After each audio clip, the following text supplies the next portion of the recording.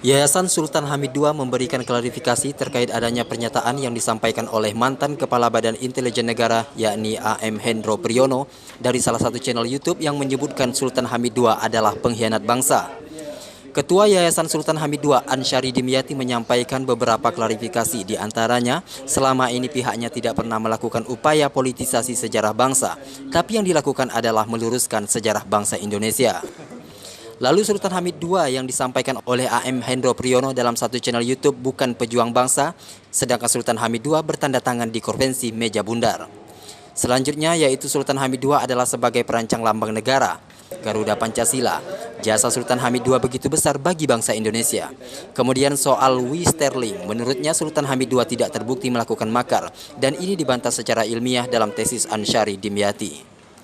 Menurut Ansyari, putusan dalam dakwaan primer atas keterlibatan Sultan Hamid II, yaitu terkait dengan penyerangan APRA Angkatan Perang Ratu Adil, tidak terbukti melakukan makar. Tapi beliau tetap divonis 10 tahun, padahal tidak ada body kontak, tidak ada tempur, tidak ada tembak-menembak atau peristiwa pidana apapun. Mereka memberikan masukan atau input-input dalam proses pematangan atau penyempurnaan lambang negara tersebut. Akan tetapi, yang namanya perancang adalah tunggal. Sampai finalisasi itu juga dibuktikan oleh tesis Pak Suliman Rahman bahwa Sultan Hamid II adalah perancang lambang negara. Itu fakta.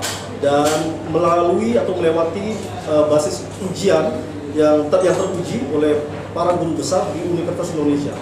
Kemudian juga soal W. Sterling sudah kita bantah. Saya kira teman-teman insan pers juga mengetahui bahwa soal W. Sterling kita sudah bantah secara ilmiah dalam tesis saya di Universitas Indonesia Fakultas Hukum atau Magister Hukum tahun 2012, bahwa putusan dalam dakwaan primer atas keterlibatan Sultan Hamid II yang dituduhkan terkait dengan penyerangan APRA atau Angkatan Perang Ratu Adil yang digawangi atau yang dilakoni oleh W. Sterling itu tidak terbukti. Jadi putusannya itu tidak terbukti. Jadi dia tidak terbukti melakukan makar. Kemudian mengapa beliau tetap divonis 10 tahun, potong masa tahanan 3 tahun. 3 tahun beliau dalam masa tahanan tanpa ada proses yang jelas.